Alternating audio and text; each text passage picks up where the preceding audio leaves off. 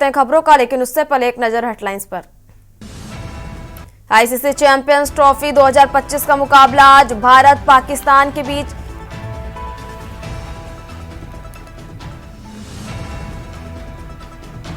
Telangana tunnel हादसे में 8 मजदूर फंसे, निर्माणाधीन सुरंग ढहने से हुआ हादसा। पीएम मोदी ने हर संभव मदद करने का भरोसा दिया। 3 राज्यों से दौरे पर प्रधानमंत्री नरेंद्र मोदी, मध्य प्रदेश, बिहार, असम को देंगे बड़ी योजनाओं की सौगात। केंद्र सरकार एडवोकेट बिल में बदलाव को तैयार, कानून मंत्री बोले हर मुद्दे की जांच करेंगे। बीसीआई समेत अधिकतर राज्यों के वकील विरोध में। दिल्ली बीजेपी विधायकों की आज होगी बैठक। विधानसभा सत्र को लेकर दोपहर 1:30 पर यह बैठक होगी। सोमवार से शुरू हो रहा दिल्ली विधानसभा सत्र। पीएम के प्रिंसिपल सेक्रेटरी बनाए गए शक्तिकांत दास 6 साल रिजर्व बैंक के गवर्नर रहे।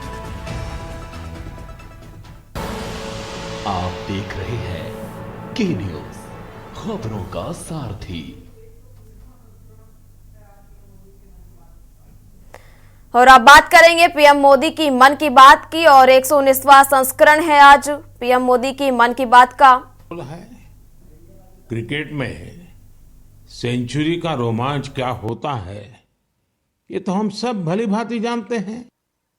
लेकिन आज मैं आप सबसे क्रिकेट नहीं, बल्कि भारत ने स्पेस में जो शानदार सेंचुरी बनाई है उसकी बात करने वाला हूं। पिछले महीने देश इसरो के 100वें रॉकेट की लॉन्चिंग के साक्षी बने हैं। ये केवल एक नंबर नहीं है, बल्कि इससे स्पेस साइंस में नित नई ऊंचाइयों को छूने के हमारे संकल्प का भी पता चलता है। हमारी स्पेस जर्नी की शुरुआत बहुत ही सामान्य तरीके से हुई थी।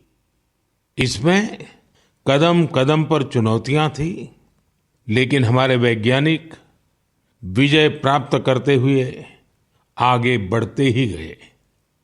समय के साथ अंतरिक्ष की इस उड़ान में हमारी सफलताओं की लिस्ट काफी लंबी होती चली गई। लॉन्च व्हीकल का निर्माण हो, चंद्रयान की सफलता हो, मंगलयान हो, आदित्य L1, या फिर एक ही रॉकेट से एक ही बार में 104 सैटेलाइट्स को स्पेस में भेजने का अभूतपूर्व मिशन हो। इसरो की सफलता का दायरा काफी बड़ा रहा है। बीते 10 वर्षों में ही करीब 460 सैटेलाइट्स लॉन्च की गई हैं, और इसमें दूसरे देशों की भी बहुत सारी सैटेलाइट्स शामिल है। हाल के वर्षों की एक बड़ी बात यह भी रही है कि स्पेस साइंटिस्ट की हमारी टीम में नारी शक्ति की भागीदारी लगातार बढ़ रही है। मुझे यह देखकर भी बहुत खुशी होती है कि आज स्पेस सेक्टर हमारे युवाओं के लिए बहुत फेवरेट बन गया है। कुछ साल पहले तक किसने सोचा होगा कि इस क्षेत्र में स्टार्टअप और प्राइवेट सेक्टर की स्पेस कंपनियों की संख्या सैकड़ों में हो जाएगी। हमारे जो युवा जीवन में कुछ थ्रिलिंग और एक्साइटिंग करना चाहते हैं, उनके लिए स्पेस सेक्टर एक बेहतरीन ऑप्शन बन रहा है। साथियों, आने वाले कुछ ही दिनों में हम नेशनल साइंस डे मनाने जा रहे हैं। हमारे बच्चों का, युवाओं का साइंस में इंटरेस्ट और पैशन होना बहुत मायने रखता है। इसे लेकर मेरे पास एक आइडिया है, जिसे आप one day as a scientist कह सकते हैं। यानी आप अपना एक दिन एक साइंटिस्ट के रूप में, एक वैज्ञानिक के रूप में बिताकर देखें। आप अपनी सुविधा के अनुसार, अपनी मर्जी के अनुसार कोई भी दिन चुन सकते हैं। उस दिन आप किसी रिसर्च लैब, प्लेनेटोरियम या फिर स्पेस सेंटर जैसी जगहों पर जरूर जाएं। इससे साइंस को लेकर आपकी जिज्ञासा और बढ़ेगी। स्पेस और साइंस की तरह एक और क्षेत्र है जिसमें भारत तेजी से अपनी मजबूत पहचान बना रहा है। ये क्षेत्र है एआई, यानी आर्टिफिशियल इंटेलिजेंस। हाल ही में मैं एआई के एक बड़े सम्मेलन में हिस्सा लेने के लिए पेरिस गया था। वहां दुनिया ने इस सेक्टर में भारत की प्रगति की खूब सराहना की। हमारे देश के लोग आज एआई का उपयोग किस किस तरह से कर रहे हैं, इसके उदाहरण भी हमें देखने को मिल रहे हैं। अब जैसे तेलंगाना में आदिलाबाद के सरकारी स्कूल के एक टीचर थोड़ासम कैलाश जी हैं। डिजिटल गीत संगीत में उनकी दिलचस्पी हमारी कई ट्राइबल लैंग्वेज को बचाने में बहुत महत्वपूर्ण काम कर रही है। उन्होंने एआई टूल्स की मदद से कोलामी भाषा में गाना कंपोज कर कमाल कर दिया है। वे एआई का उपयोग कोलामी के अलावा भी कई और भाषाओं में गीत तैयार करने के लिए कर रहे हैं। सोशल मीडिया पर उनके ट्रैक हमारे आदिवासी भाई बहनों को खूब पसंद आ रहे हैं। स्पेस सेक्टर हो या फिर एआई, हमारे युवाओं की बढ़ती भागीदारी एक नई क्रांति को जन्म दे रही है। नई नई टेक्नोलॉजी को अपनाने और आजमाने में भारत के लोग किसी से पीछे नहीं हैं। मेरे प्यारे देशवासियों, अगले महीने 8 मार्च को अंतर्राष्ट्रीय महिला दिवस है। यह हमारी नारी शक्ति को नमन करने का एक विशेष अवसर होता है। देवी महात्म्य में कहा गया है, विद्याः समस्ताः तव देवी भेदाः स्त्रियः समस्ताः सकला जगत्सु। अर्थात सभी विद्याएं देवी के ही विभिन्न स्वरूपों की अभिव्यक्ति है और जगत की समस्त नारी शक्ति में भी उनका ही प्रतिरूप है। हमारी संस्कृति में बेटियों का सम्मान सर्वोपरि रहा है। देश की मातृशक्ति ने हमारे स्वतंत्रता संग्राम और संविधान के निर्माण में भी बड़ी भूमिका निभाई है। संविधान सभा में हमारा राष्ट्रीय ध्वज प्रस्तुत करते हुए हंसा मेहता जी ने जो कहा था, मैं उन्हीं की आवाज में आप सबके साथ शेयर कर रहा हूं। It is in the fitness of things that this first flag that will fly over this august house should be a gift from the women of India. We have donned the saffron color. We have fought, suffered and sacrificed in the cause of our country's freedom. We have today attained our goals.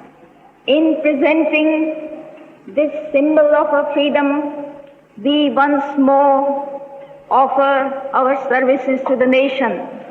We pledge ourselves to work for a great India, for building up a nation that will be a nation among nations. We pledge ourselves for working for a greater cause to maintain the freedom that we have achieved.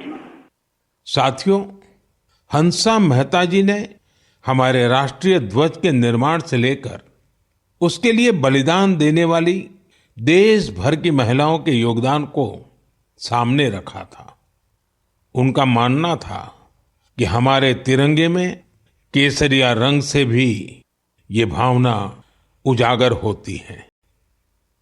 उन्होंने विश्वास व्यक्त किया था कि हमारी नारी शक्ति भारत को सशक्त और समृद्ध बनाने में अपना बहुमूल्य योगदान देगी।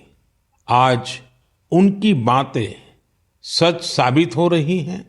आप किसी भी क्षेत्र पर नजर डालें तो पाएंगे कि महिलाओं का योगदान कितना व्यापक है। साथियों, इस बार महिला दिवस पर मैं एक ऐसी पहल करने जा रहा हूं जो हमारी नारी शक्ति को समर्पित होगी। इस विशेष अवसर पर मैं अपने सोशल मीडिया अकाउंट जैसे एक्स, इंस्टाग्राम के अकाउंट्स, उनको देश की कुछ इंस्पायरिंग वुमेन को एक दिन के लिए सौंपने जा रहा हूं। ऐसी वुमेन जिन्होंने अलग अलग क्षेत्रों में उपलब्धियां हासिल की हैं, इनोवेशन किया है, अलग अलग क्षेत्रों में अपनी एक अलग पहचान बनाई है। 8 मार्च को वो अपने कार्य और अनुभवों को देशवासियों के साथ साझा करेगी। प्लेटफॉर्म भले ही मेरा होगा, लेकिन वहां उनके अनुभव, उनकी चुनौतियां और उनकी उपलब्धियों की बात होगी।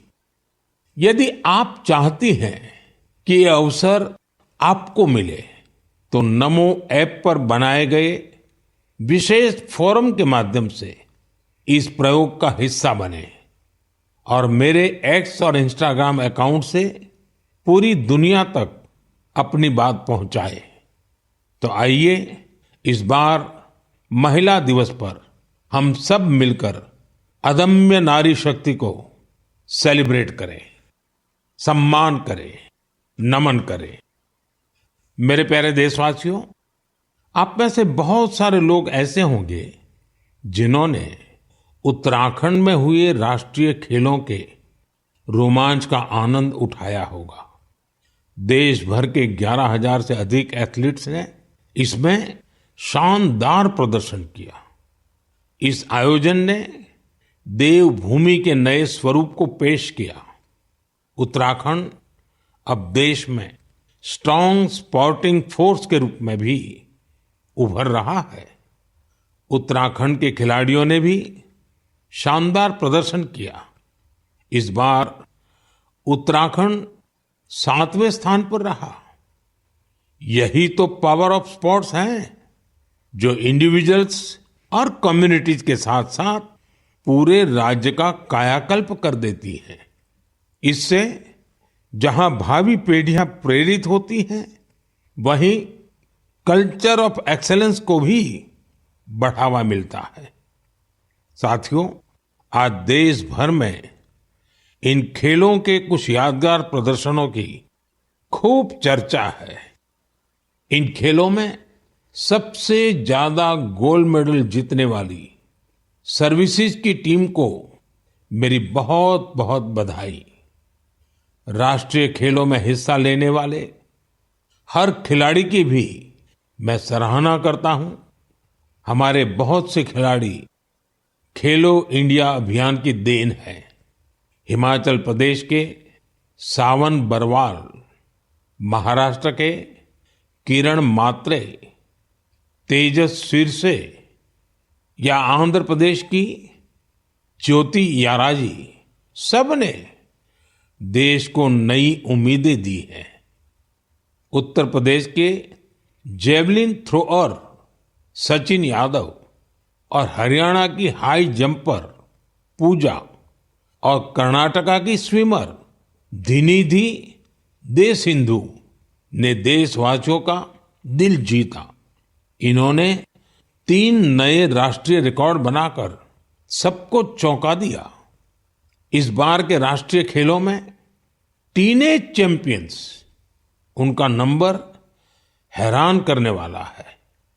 15 साल के शूटर गेविन एंटनी, यूपी की हैमर थ्रो खिलाड़ी 16 साल की अनुष्का यादव, मध्य प्रदेश के 19 साल के पोल वाल्टर देव कुमार मीणा ने साबित किया कि भारत का स्पोर्टिंग फ्यूचर बेहद प्रतिभावान पीढ़ी के हाथों में है। उत्तराखंड में हुए नेशनल गेम्स ने ये भी दिखाया कि कभी हार ना मानने वाले जीतते जरूर है। कंफर्ट के साथ कोई चैंपियन नहीं बनता। मुझे खुशी है हमारे युवा एथलीटों के डिटर्मिनेशन और डिसिप्लिन के साथ भारत आज ग्लोबल स्पोर्टिंग पावर हाउस बनने की ओर तेजी से आगे बढ़ रहा है। मेरे प्यारे देशवासियों, देहरादून में नेशनल गेम्स की ओपनिंग के दौरान मैंने एक बहुत ही अहम विषय उठाया है, जिसने देश में एक नई चर्चा की शुरुआत की है। ये विषय है ओबेसिटी, यानी मोटापा। एक फिट और हेल्दी नेशन बनने के लिए हमें ओबेसिटी की समस्या से निपटना ही होगा। एक स्टडी के मुताबिक आज हर 8 में से 1 व्यक्ति ओबेसिटी की समस्या से परेशान है।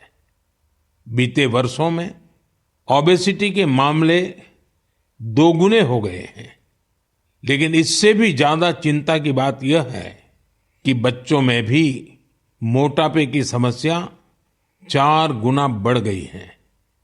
WHO का डेटा बताता है कि 2022 में दुनिया भर में करीब 250 करोड़ लोग ओवरवेट थे, यानी आवश्यकता से भी कहीं ज्यादा वजन था।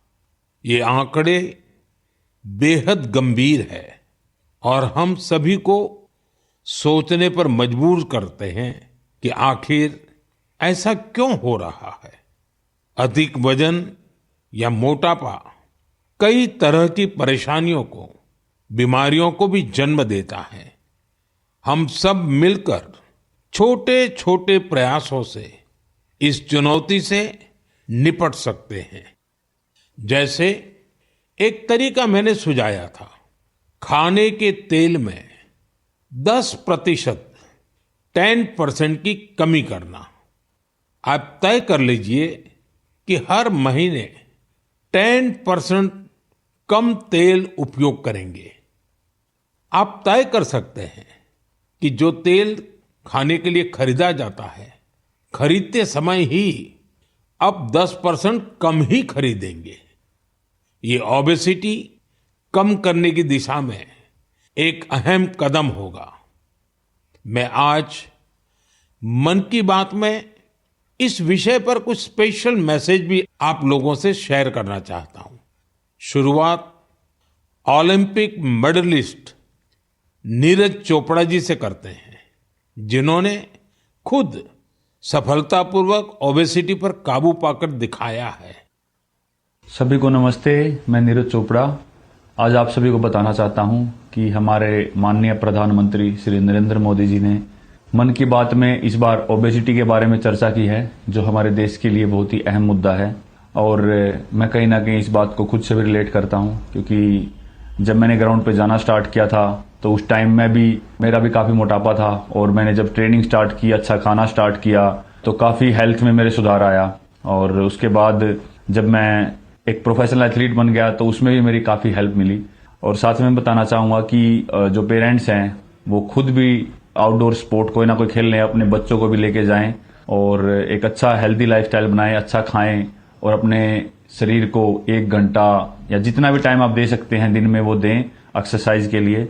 और मैं एक बात और ऐड करना चाहूंगा, अभी हाल ही में हमारे प्रधानमंत्री जी ने बोला था कि जो खाने में यूज होने वाला ऑयल है उसको 10% तक कम करें, क्योंकि कई बार हम काफी तली हुई चीजें, ऐसी चीजें खा लेते हैं जिससे ओबेसिटी पे काफी इम्पैक्ट पड़ता है।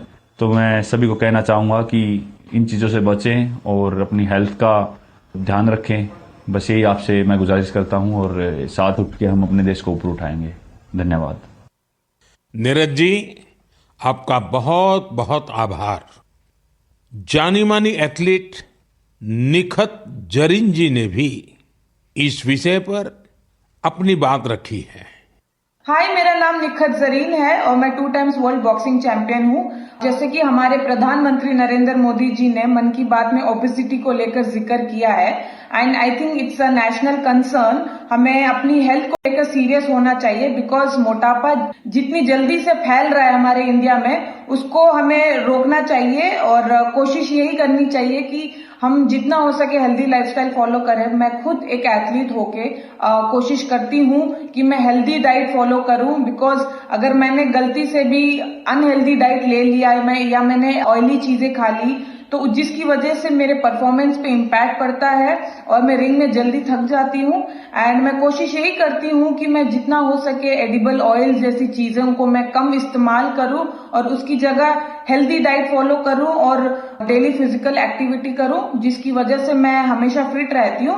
एंड आई थिंक हम जैसे कॉमन लोग जो है तो डेली जॉब पे जाते हैं, काम पर जाते हैं, एंड आई थिंक हर किसी को हेल्थ को लेकर सीरियस होना चाहिए और कुछ ना कुछ डेली फिजिकल एक्टिविटी करनी चाहिए जिसकी वजह से हमें बीमारियों जैसे हार्ट अटैक है और कैंसर जैसे बीमारियों से हम दूर रहे और अपने आप को फिट रखें क्योंकि हम फिट तो इंडिया फिट। निखत जी ने वाकई कुछ अच्छे पॉइंट्स बताए हैं। आइए अब सुनते हैं डॉक्टर देवी शेट्टी जी का क्या कहना है। आप सभी जानते हैं वे एक बहुत ही सम्मानित डॉक्टर हैं जो इस विषय पर निरंतर काम कर रहे हैं। I would like to thank our Honorable Prime Minister for creating an awareness about obesity in his most popular Mann Ki Baat program. Obesity today is not a cosmetic problem. It is a very serious medical problem. Majority of the youngsters in India today are obese. The main cause of obesity today is poor quality of food intake, especially excess intake of carbohydrates, that is rice, chapati and sugar, and of course large consumption of oil. Obesity leads to major medical problems like heart disease, high blood pressure, fatty liver and many other complications. So my advice to all the youngsters, start exercising, control your diet and be very, very active and watch your weight. Once again, I would like to wish all of you very, very happy, healthy future. Good luck and God bless. साथियों, खाने में तेल का कम उपयोग और obesity से निपटना यह केवल पर्सनल चॉइस नहीं है बल्कि परिवार के प्रति हमारी जिम्मेदारी भी है। खान पान में तेल का अधिक इस्तेमाल हार्ट डिसीज, डायबिटीज और हाइपरटेंशन जैसी ढेर सारी बीमारियों की वजह बन सकता है।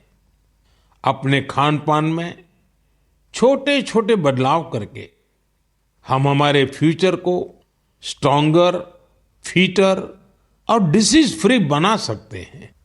इसलिए हमें बिना देर किए इस दिशा में प्रयास बढ़ाने होंगे।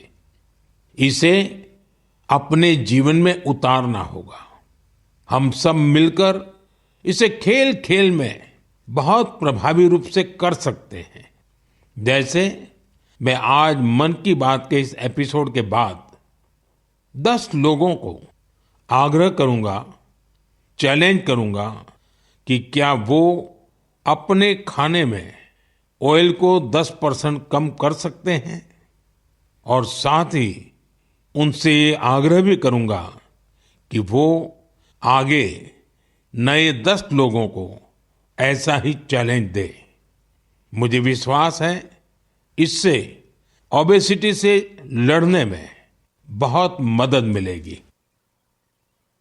साथियों, क्या आप जानते हैं कि Asiatic lion, Angul, pygmy hogs और लायन टेल मैकाक इसमें क्या समानता है?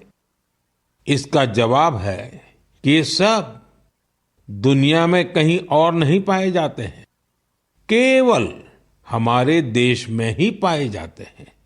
वाकई हमारे यहाँ वनस्पति और जीव जंतुओं का एक बहुत ही वाइब्रेंट इकोसिस्टम है और ये वन्य जीव हमारे इतिहास और संस्कृति में रचे बसे हुए हैं।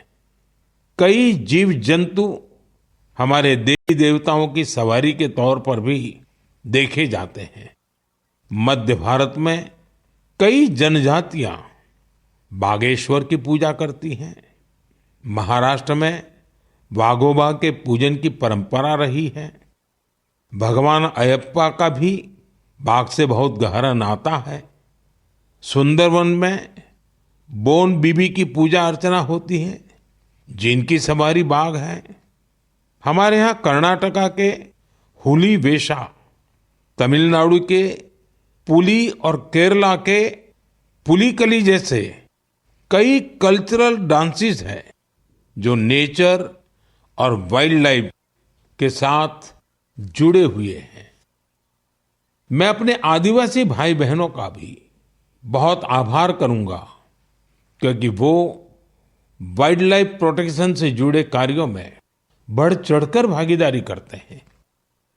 कर्नाटका के बीआरटी टाइगर रिजर्व में बाघों की आबादी में लगातार वृद्धि हुई है।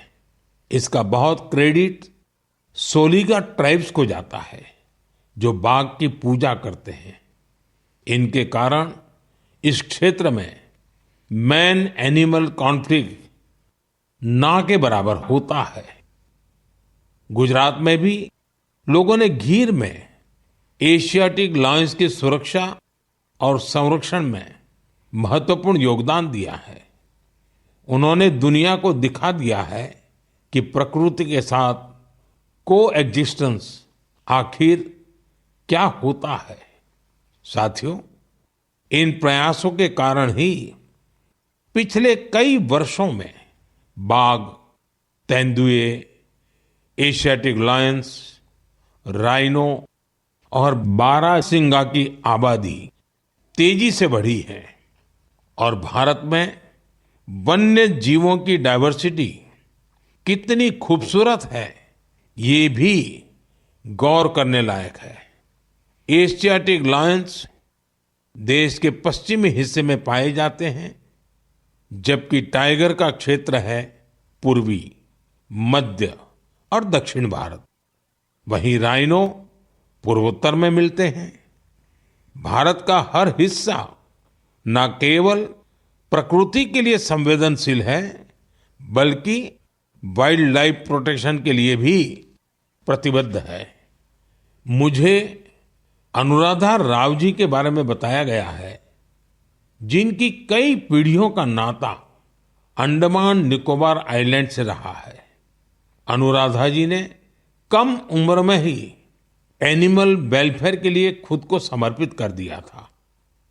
3 दशकों से उन्होंने हिरण और मोर की रक्षा को अपना मिशन बनाया। यहाँ के लोग तो उन्हें डियर वुमेन के नाम से बुलाते हैं। अगले महीने की शुरुआत में हम वर्ल्ड वाइल्ड लाइफ डे मनाएंगे। मेरा आग्रह है कि आप वाइल्ड लाइफ प्रोटेक्शन से जुड़े लोगों का हौसला जरूर बढ़ाएं। यह मेरे लिए बहुत संतोष की बात है। इस क्षेत्र में अब कई स्टार्टअप भी उभर कर सामने आए हैं। साथियों, यह बोर्ड एग्जाम का सीजन है। मैं अपने युवा साथियों यानी एग्जाम वॉरियर्स को उनकी परीक्षाओं के लिए बहुत बहुत शुभकामनाएं देता हूं। आप बिना कोई स्ट्रेस लिए पूरी पॉजिटिव स्पिरिट के साथ अपने पेपर दीजिए। हर वर्ष परीक्षा पे चर्चा में हम अपने एग्जाम वॉरियर से परीक्षाओं से जुड़े अलग अलग विषयों पर बात करते हैं। मुझे खुशी है कि अब ये कार्यक्रम एक संस्थागत रूप लेता जा रहा है, इंस्टीट्यूशनलाइज हो रहा है। इसमें नए नए एक्सपर्ट्स भी जुड़ते चले जा रहे हैं। इस साल हमने एक नए फॉर्मेट में परीक्षा पे चर्चा करने का प्रयास किया। एक्सपर्ट्स के साथ 8 अलग अलग एपिसोड भी शामिल किए गए। हमने ओवरऑल एग्जाम से लेकर हेल्थ केयर और मेंटल हेल्थ के साथ खान पान जैसे विषयों को भी कवर किया। वहीं पिछले टॉपर्स ने भी अपने विचार और अनुभव सभी के साथ शेयर किए। बहुत से युवाओं, उनके पेरेंट्स और टीचर्स ने इस बारे में मुझे पत्र लिखे हैं। उन्होंने बताया है कि ये फॉर्मेट उन्हें बहुत ही अच्छा लगा है, क्योंकि इसमें हर विषय पर विस्तार से चर्चा की गई। इंस्टाग्राम पर भी हमारे युवा साथियों ने इन एपिसोड को बड़ी संख्या में देखा है। आप में से बहुत सारे लोगों को इस कार्यक्रम का आयोजन दिल्ली की सुंदर नर्सरी में किया जाना यह भी बहुत पसंद आया। हमारे जो युवा साथी परीक्षा पे चर्चा के इन एपिसोड को अब तक नहीं देख पाए हैं, वे इन्हें जरूर देखें। ये सारे एपिसोड नमो ऐप पर रखे हुए हैं। एक बार फिर अपने एग्जाम वॉरियर्स को मेरा यही मैसेज है, be happy and stress free. मेरे प्रिय साथियों, मन की इस बात में इस बार मेरे साथ इतना ही। अगले महीने फिर नए विषयों के साथ हम मिलकर मन की बात करेंगे। आप मुझे अपने पत्र, अपने संदेश भेजते रहिए। स्वस्थ रहिए। और मन की बात कार्यक्रम का 119वां संस्करण आप सुन रहे थे। फिलहाल यहाँ रुकेंगे एक छोटे से ब्रेक के लिए, जल्द हाजिर होंगे।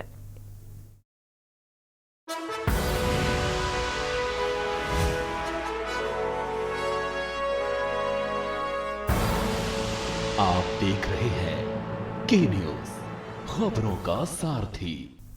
ब्रेक के बाद एक बार फिर रुक करते हैं खबरों का। सनातन धर्म से प्रेरित होकर दो मुस्लिम धर्म के युवकों ने आज लखनऊ के मनकामेश्वर मंदिर में सनातन धर्म को अपनाया और मनकामेश्वर मंदिर की महंत दिव्यागिरी ने दोनों युवकों के माथे पर तिलक लगाकर और गंगा जल पिलाकर सनातन धर्म के लिए स्वीकार कराया।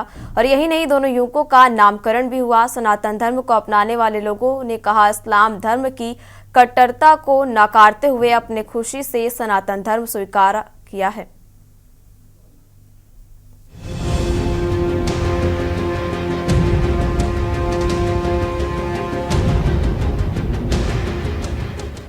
पश्चिमी यूपी जिले में रहने वाले दो युवकों ने आज लखनऊ में सनातन धर्म को अपना लिया। बिजनौर जिले के रहने वाले सरफराज अहमद और शाहजहांपुर जिले के रहने वाले गुलनाज ने शनिवार शंकर भगवान को साक्षी मानते हुए मनकामेश्वर में हिंदू धर्म अपना लिया। दोनों मुस्लिम युवकों ने समाज के ताने बाने से अलग हटकर अपना मुस्लिम धर्म छोड़ हिंदू धर्म के साथ ब्राह्मण जाति को अपना लिया। सरफराज अहमद अब राजन मिश्रा बन चुके हैं और गुलनाज को विराट शर्मा का नाम मिला है। मंदिर में दोनों युवकों के माथे पर तिलक लगाकर और गंगा जल पिलाकर दोनों के हाथ में कलावा बांधा गया और सनातन धर्म में दोनों का स्वागत किया गया। इस दौरान यूपी शिया सेंट्रल वक्फ बोर्ड के चेयरमैन रहे वसीम रिजवी, जो अब ठाकुर जितेंद्र नारायण सिंह सेंगर के नाम से जाने जाते हैं, वो और उनके साथ ब्राह्मण सभा के अध्यक्ष पंडित अमरनाथ मिश्रा मौजूद रहे। इस दौरान ठाकुर जितेंद्र नारायण सिंह सेंगर ने सनातन धर्म को अपनाने वाले दोनों युवकों को सनातन धर्म में स्वागत करते हुए 11-11 हजार रुपए के चेक भी भेंट, साथ ही 3-3 हजार रुपए का चेक देते हुए हर महीने सहायता राशि देने का ऐलान किया। ठाकुर जितेंद्र नारायण सिंह सेंगर उर्फ वसीम रिजवी ने कहा कि अभी उनके संपर्क में करीब 2 लाख लोग हैं जो धर्म परिवर्तन कर सनातन धर्म को अपनाएंगे और इसके लिए वो प्रचार प्रसार भी कर रहे हैं। उन्होंने कहा कि कुछ समय पहले सरफराज और गुलनाज ने सनातन धर्म को अपनाने के लिए उनसे संपर्क किया और उसी के तहत आज दोनों ने मुस्लिम धर्म को छोड़कर सनातन धर्म को अपनाया, क्योंकि मुस्लिम धर्म में कट्टरपंथी है और ऐसे धर्म की सोच जिहादी मानसिकता को बढ़ावा देती है। के कुंभ के जब हम स्नान पे गए थे तो मैंने वहाँ से एक ऐलान किया था कि मुसलमानों को कट्टरपंथी मानसिकता से परहेज करते हुए सनातन धर्म में घर वापसी के लिए सोचना चाहिए। तो इन लोगों ने मुझसे संपर्क किया जब संपर्क किया तो मैंने इनको बुलाया, इनको समझा और मैंने आज इनकी घर वापसी कराई। सनातन धर्म में बहुत से लोग मुसलमान हुए होंगे, लेकिन कभी भी किसी भी महंत या किसी धर्माचार्य का कोई ये फतवा नहीं आया होगा कि जो सनातन छोड़ के मुसलमान या क्रिश्चियन हो गया उसकी हत्या कर दी जाए। ये इस्लाम में कहा जाता है कि जो इस्लाम छोड़ के चला गया उसकी हत्या कर दी जाए, क्योंकि उनकी मानसिकता जो है वो इस तरह से उग्र है, इस तरह से आतंकी जिहादी मानसिकता है जिससे लोग भयभीत होते हैं। और उन झुंड से अगर कोई निकलना चाहता है तो उनको सपोर्ट की जरूरत है। अब हमने ये फैसला किया है कि ऐसे लोगों को हम चुन चुन के लाएंगे, उनको सपोर्ट करेंगे, उनकी वित्तीय हालात का भी सपोर्ट करेंगे, उनके पारिवारिक मामलों में भी सपोर्ट करेंगे, और वो अपनी खुशी से अगर सनातन में आ रहे हैं आतंकी विचारधारा इस्लाम की नकारते हुए, तो हम उनका स्वागत। वहीं सरफराज और गुलनाज ने सनातन धर्म को अपनाने को लेकर अपनी सोच के बारे में बताया और कहा, ये सनातन धर्म उन्होंने औपचारिक रूप से अपनाया है, लेकिन कोविड काल के बाद से ही वो मन से सनातनी हो गए, जिनमें उन्होंने अपने परिवार तक का मोह त्याग दिया और अब वो अपने नए नाम राजन मिश्रा और विराट शर्मा के साथ नई जिंदगी की शुरुआत करेंगे। लखनऊ के मनकामेश्वर मंदिर में मुस्लिम धर्म से ताल्लुक रखने वाले दो लोगों ने सनातन धर्म को अपनाया है। इस वक्त सरफराज अहमद, जो अब राजन मिश्रा के नाम से पहचाने जाएंगे, हमारे साथ मौजूद है। सरफराज, जो आपका पहले नाम था अब राजन है, कैसे आप सनातन धर्म के अंदर आए, क्या सोच रही? सर, पहले तो इस्लाम की बेड़ियां टूट जाएं, इतनी सख्त जंजीरें हैं, बचपन से आपके कान में अजान, चलो वो भी ठीक है, हिंदू में मुंडन हो जाता है, बाल कटने की चीज़ है, लेकिन बचपन से खतना हो जाती है। ये कहाँ का इंसाफ है कि आप कुदरत में कमी निकाल रहे हैं? जो कुदरत में कमी रह गई आप उसे पूर्ण कर रहे हैं। कुदरत को जिसने सबको बनाया, आप उसमें कमी निकाल रहे हैं। तो बचपन से ही दिमाग को एकदम अल्लाह ताला का वो ताला लग जाता है। आप सवाल नहीं करेंगे, सवाल तो करेंगे तो शक होगा, और शक की इस्लाम में गुंजाइश नहीं है। शक करते ही आप काफिर हो जाते हैं। तो मैं सीधा सा बोलता हूँ कि एक डायलॉग मेरा अक्सर है, सबसे मैंने एक बात कही कि इस्लाम में सुअर और शराब ही नहीं, अक्ल भी हराम है। तभी तो कहते हैं कि दीन में अक्ल का दखल नहीं है, और जहाँ अक्ल का दखल ना हो तो वहाँ पागल है, जानवर हैं। तो भाई साहब, मैंने अपनी इंसानियत और अपनी अक्ल को बचाने के लिए, उसकी हिफाजत के लिए मैंने इस्लाम छोड़ा। और फिर मेरी अक्ल और इंसानियत कहाँ ज़्यादा जाके बढ़ सकती है, जहाँ पे मुझे हर तरह का सवाल करने की परमिशन मिलती है, वो है सत्य सनातन। मैं कल नास्तिक हो जाता हूँ तो भी हिंदू नास्तिक कहलाऊंगा। क्या इस्लाम मुझे इसकी इजाज़त देगा कि मुस्लिम नास्तिक की? अगर इजाज़त देता है तो मैं आज के आज फिर इस्लाम कबूल करने को तैयार हूँ। अगर इस्लाम में नास्तिकों की वो हो, नास्तिक मतलब काफिर, और जो मूर्ति पूजक वो है मुशरिक, तो ये कहते हैं नहीं नहीं, हम तो काफिरों की सजा की बात कर रहे हैं। जलेबियां बनाते हैं, अलतकिया करते हैं, तुम काफिर थोड़ी हो, तुम तो मानते हो। अरे भैया, जो मूर्ति पूजक है, किसी और को मान रहा है, वो मुशरिक है, और सजा दोनों की एक ही है। जब सजा दोनों की एक ही है तो फिर क्या फर्क, क्या काफिर क्या मुशरिक, सब काफिर ही हैं। तो आप बताइए, इस्लाम कबूल करता है काफिर के रूप में तो कोई भी इस्लाम नहीं छोड़ेगा। लेकिन मैं खुश हूँ, जितनी भी जिंदगी है रहूंगा तो पृथ्वी पर ही, मंगल ग्रह तो जाऊंगा नहीं। परिवार से रिश्ते भी टूट गए होंगे अब जब धर्म से अलग हुए? क्योंकि कुरान तो साफ तौर से सूरह तौबा में कह रहा है कि मुसलमानों, जो तुम्हारे बाप भाई बहन मतलब सगे रिश्ते दीन से फिर जाए तो उनसे दोस्ती ना रखो, और दोस्ती का अपोजिट दुश्मनी है। दुश्मनी है दोस्ती का अपोजिट। तो बिना बात के, बिना कुछ किए दुश्मन हो गए। अब उनको दुश्मनी मुबारक हो, लेकिन मेरे तो दुश्मन नहीं है।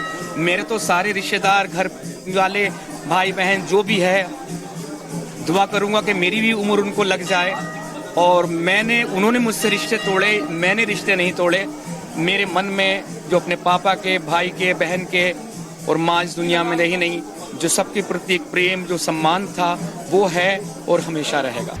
दोनों ने ये भी कहा, जिस परिवार और खानदान में वो पले बढ़े, जिन छोटी छोटी लड़कियों के साथ बहनों जैसा संबंध होकर बड़े होते हैं, बाद में उन्हीं बहनों के साथ उन लोगों की शादियां करा दी जाती हैं। उन्होंने ये भी देखा कि सनातन धर्म में हवा, पानी, सूरज, धरती को पूजा अर्चना है और गाय को रोटी खिलाकर आशीर्वाद लिया जाता है। वहीं दूसरी ओर मुस्लिम धर्म में इन सब को अंधविश्वास मानते हुए गाय को रोटी के साथ खाया जाता है। ये मैंने सब कुछ अपनी इच्छा से, अपनी मर्जी से सब कुछ किया है। जैसे कि वसीम सर ने बताया, बड़े भाई हैं तो पैसे दे रहे थे, मैंने उसके लिए भी मना किया था। जैसे ये 3000 रुपये तो मैंने यहीं पे हम मंदिर में दे देते हैं, क्योंकि मेरी इसमें ज़रा सी भी एक लालच नहीं, एक लालसा नहीं, एक गरज नहीं। मैं इस मकसद से आ रहा हूँ। और मैंने जो सबसे ज़्यादा जो पहले चूज़ किया सनातन संस्कृति को, खैर इस्लाम क्यों छोड़ा तो बहुत लंबी कहानी है, लेकिन इतना छोटा सा जान लीजिए, इस्लाम में सिर्फ सुअर और शराब ही नहीं, अक्ल भी हराम है। कि जब मैं मुसलमान था हम सोचते थे कि मूर्ति पूजक ये जो है ज़मीन को माँ मानते हैं, ये तो अंधविश्वास है। पेड़ों की पूजा करते हैं, अंधविश्वास है। पानी को देवी देवता मानते हैं, अंधविश्वास है। सूर्य की पूजा करते हैं, अंधविश्वास है। तो बाद में रियलाइज़ हुआ कि सूर्य के बिना जीवन नहीं है, आग के बिना जीवन नहीं है, जल के बिना जीवन नहीं है, हवाओं के बिना जीवन नहीं है, पृथ्वी के बिना जीवन नहीं है, सब कुछ। तो ये तो हम स्वयं अपने जीवन की पूजा कर रहे हैं। ये जो मैंने आज माना है कि आज मेरा दूसरा जन्म है, कि पिछला जन्म खत्म हो चुका है जो राजन मिश्रा के रूप में, क्योंकि सारे लोगों से एकदम रिश्ता एकदम बाइकाट खत्म। क्योंकि इस्लाम साफ तौर से कुरान कहता है जो दीन से फिर जाए उनसे दोस्ती ना रखो, चाहे वो खून के सगे रिश्ते हो। इस्लाम में कट्टरवादी बहुत ज़्यादा है, औरतों की इज्जत नहीं होती है उनको। वहाँ के लोग बोलते हैं कि ये घर की खेती है, वहाँ बोलते हैं कि जैसे चाहो वैसे इस्तेमाल करो। कट्टरपंथी ये चीज़ मुझे नापसंद आई। सनातन धर्म में क्या है, यहाँ स्वतंत्र है, महिलाओं की इज्जत होती है, जो दूसरे लोग हैं उनकी इज्जत होती है, जीव जंतु की इज्जत होती है, जल सूरज की पूजा होती है, तो मानते हैं, जिससे हम लोग जीवित रहते हैं। इस्लाम में क्या करते हैं, अभी देखिए कि गाय को हम अपनी माँ बोलते हैं, गाय को रोटी के साथ खाने वाला और गाय को रोटी खिलाने वाला। अब आप समझ सकते हैं कितना अंतर हो सकता है। ये कट्टरपंथी हमने छोड़ी है और हमें खुशी है इस बात की, बहुत खुशी है इस बात की कि हम सनातन धर्म में अपने घर वापसी की है। जिस मंदिर परिसर में घर वापसी का आयोजन हुआ वो लखनऊ का मनकामेश्वर मंदिर है। वहां की महंत दिव्यागिरी ने कहा कि अगर कोई अपनी इच्छा से सनातन धर्म को अपनाता है और राष्ट्र में अपना योगदान देता है तो इससे बेहतर कुछ भी नहीं। दोनों लोगों को रीति रिवाज के तहत सनातन धर्म अपनाते हुए स्वीकार किया गया है। देखिए, बहुत अच्छी बात है कि कुंभ से कुछ अच्छा नया और बहुत ही सुखद सुनने को मिला कि दो कट्टरपंथी जो कि अब सनातन धर्म में आ गए हैं, जिनका नाम विराट शर्मा और राजन मिश्रा रखा गया है। अमरनाथ मिश्रा जी ने उनको अपना नाम और गोत्र दिया है। बहुत अच्छी बात है कि उनको सनातन अच्छा लग रहा है, कट्टरपंथी छोड़ना चाहते हैं और वो चाहते हैं कि हर जो मुस्लिम धर्म के लोग हैं जो कट्टर हैं उनसे उन्होंने अनुरोध भी किया है कि वो कम से कम आस्तिक हिंदू बने। दोनों मुस्लिम युवकों ने सनातन धर्म से प्रेरित होकर घर वापसी की है। राजन मिश्रा ने कहा, परिवार ने हमें वापस आने के लिए कहा, लेकिन अब हम कभी इस्लाम में नहीं लौटेंगे। हम पूरी तरह से सनातन धर्म में रहेंगे और कुंभ में डुबकी भी लगाएंगे। लखनऊ से के न्यूज इंडिया के शिवा शर्मा की रिपोर्ट।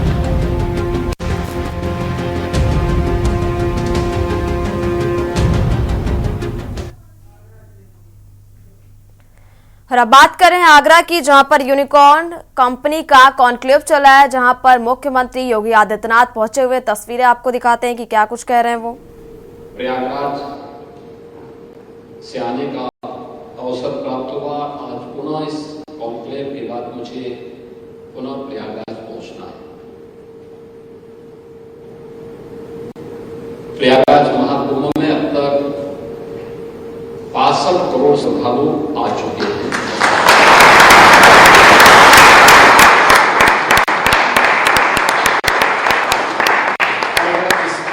इससे आप देखें तो मुझे लगता है कि दुनिया के अंदर किसी भी आयोजन में, आध्यात्मिक हो या किसी भी अन्य टूरिज्म के पर्पज से ही क्यों न हो, उस कार्यक्रम में, उस समारोह में इतनी बड़ी संख्या में एक निश्चित कालखंड के दौरान लोगों का जमा होना और उस आयोजन के प्रति श्रद्धा भाव के साथ एकजुट होना, यह अपने आप में इस सदी की दुर्लभतम घटनाओं में से एक है, और वह भी उत्तर प्रदेश में हमारी सरकार को आयोजित करने का अवसर प्राप्त हो रहा है। तो एक और प्रयागराज की धरती में जब हम कुंभ की बात करते हैं तो महाकुंभ या कुंभ का इतिहास हमें इस बात को सोचने के लिए मजबूर करता है कि भारत की ऋषि परंपरा ने भारत के अंदर 4 महत्वपूर्ण स्थानों पर इन आयोजनों को प्राचीन काल से ही आयोजित करने की एक व्यवस्था दी है, जिसमें उत्तर प्रदेश के प्रयागराज में, उत्तराखंड के हरिद्वार में, मध्य प्रदेश के उज्जैन में और महाराष्ट्र के नासिक त्र्यंबकेश्वर में ये 4 पवित्र आयोजन होते हैं। भारत की ऋषि परंपरा इस बात को के बारे में बहुत पहले से ही उनके मन में ये बात जरूर रही होगी कि एक समय ऐसा भी आएगा जब व्यक्ति अपनी परंपरा और अपनी संस्कृति से कुछ कटा हुआ महसूस करेगा, तो उन स्थितियों में उन्हें जोड़ने का एक माध्यम बनेगा, और उन्होंने इन सभी आयोजनों को एक धार्मिक और आध्यात्मिक आयोजन के साथ जोड़ा। ये धार्मिक और आध्यात्मिक आयोजन तो थे ही, क्योंकि भारत प्राचीन काल से गुरुकुलों की परंपरा के साथ जुड़ा हुआ था।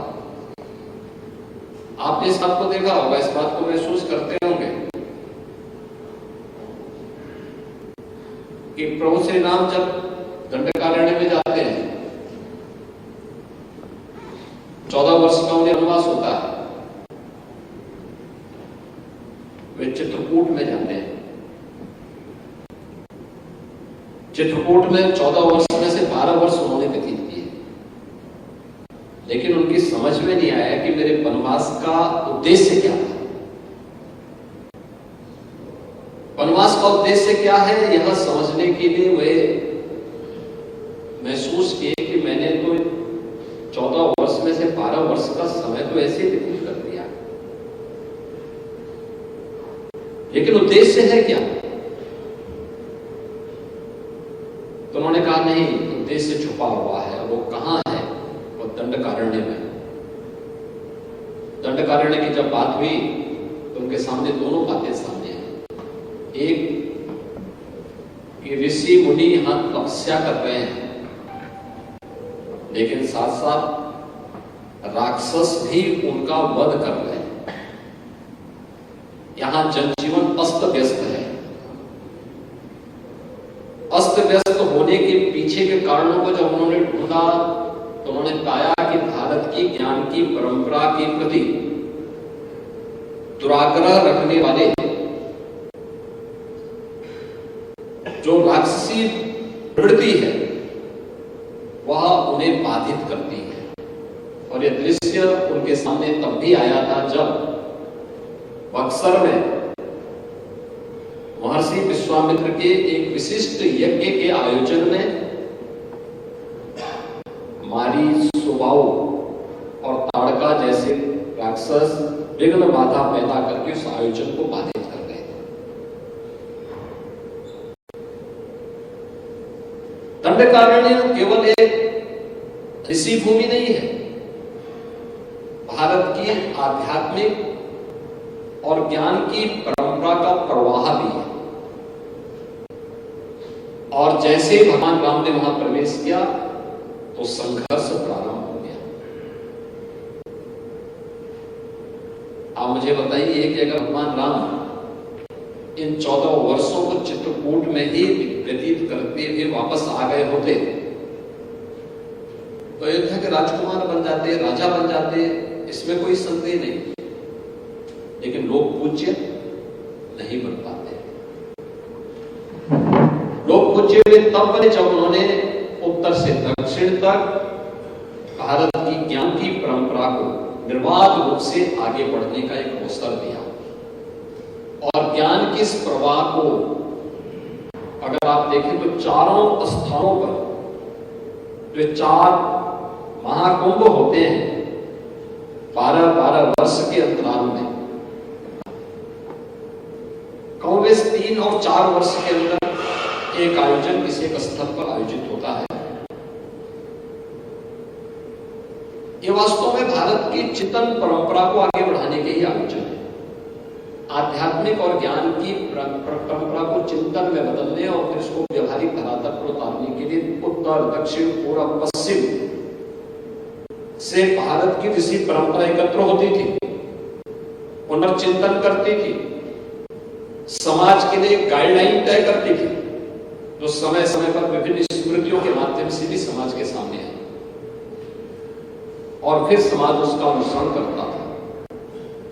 अब याद करिए, हर तीसरे चौथे वर्ष में एक इस प्रकार का बड़ा आयोजन होता है।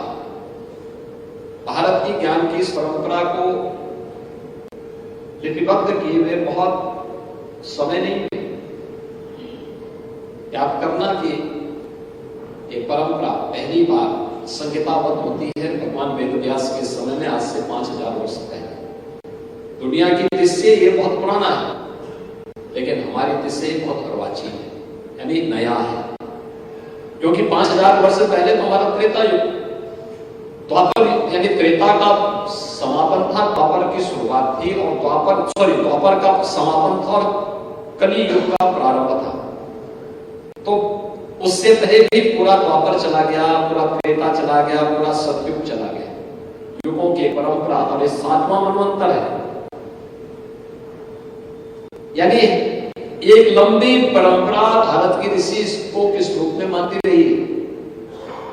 तो अगर भारतीय संस्कृति की दृष्टि, सनातन धर्म की संस्कृति की दृष्टि देखेंगे तो ये अर्वाचीन है, लेकिन दुनिया की दृष्टि देखेंगे तो 5000 वर्ष पुराना दुनिया के अंदर मुझे लगता है किसी का भी इतिहास आपको देखने को नहीं मिलेगा।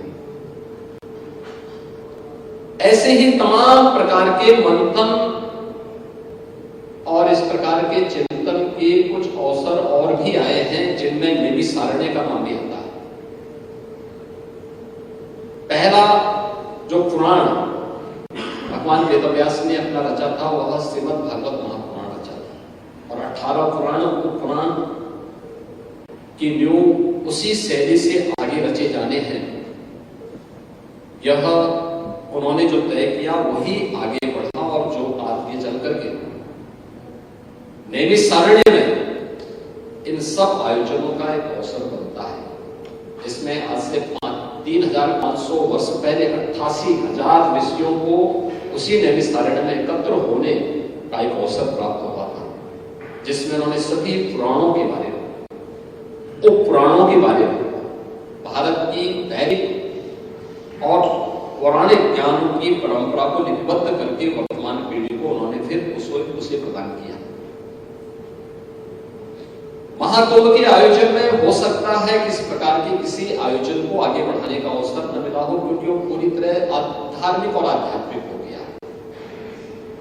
हमने ज्ञान की इस भौतिक परंपरा को अध्यात्म से अलग करके ये मान लिया कि इसमें अब बहुत कार्य करने का दायित्व तो यह सब आज के बुद्धिजीवियों में है, उन्हीं के ऊपर हमने छोड़ दिया है। हम अपनी अकादमिक संस्थाओं के ऊपर इन कार्यों को छोड़ दिए। लेकिन मैं धन्यवाद दूंगा इस बात के लिए मोहनदास जी को और अमन जी को और उनकी पूरी टीम को, कि जिन्होंने भारत की इस बौद्धिक परंपरा को इस यूनिकॉर्न कॉन्क्लेव के माध्यम से आगरा में आयोजित करने का यह एक अवसर, इस एक कार्यक्रम यहाँ पे किया है। जब मैंने इस कार्यक्रम के बारे में पूछा, मुझे अभी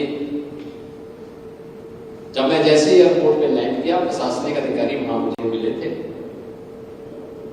तो मैं गाड़ी में बैठने वाला था। उन्होंने कहा जनप्रतिनिधिगण एयरपोर्ट में इंतजार कर रहे हैं, आपसे मिलने के लिए आए हैं।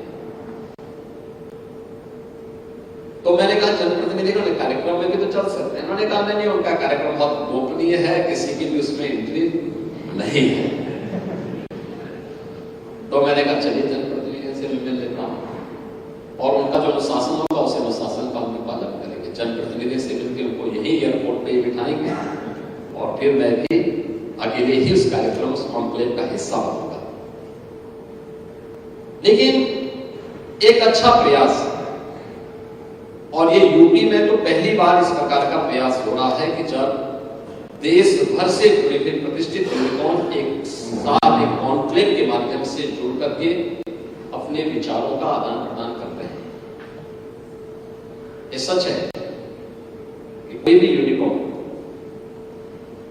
बिना इनोवेशन के आगे नहीं बढ़ सकता। इनोवेशन के लिए इनोवेटिव आइडियाज चाहिए, और ये आइडियाज आएंगे एक दूसरे के साथ अपने विचारों को शेयर करके। विचार कहीं से भी मिल सकते हैं, और ये विचार की परंपरा आज से नहीं, बहुत प्राचीन काल से है। याद करिए,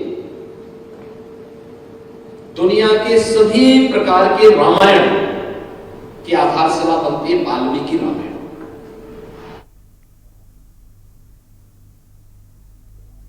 और आगरा से आप सुन रहे थे मुख्यमंत्री योगी आदित्यनाथ को। फिलहाल इस बुलेटिन में मेरे साथ इतना ही। आप देखते रहिए के न्यूज़ इंडिया। नमस्कार।